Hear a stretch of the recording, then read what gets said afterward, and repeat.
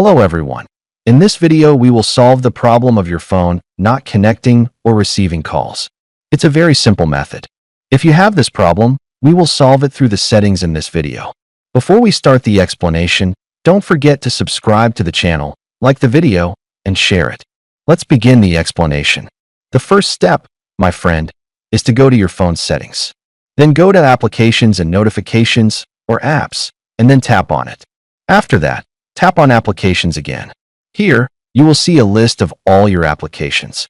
Above, you will find 3 small dots. Tap on them, then tap on Show System to display the default phone system applications. After that, we will look for Call Management. You will find Call Management, and you will also find Call Service, and you will find a third option as well. Tap on Call Management, then tap on Storage, then tap on Clear Data. Don't worry, it won't delete anything from your phone.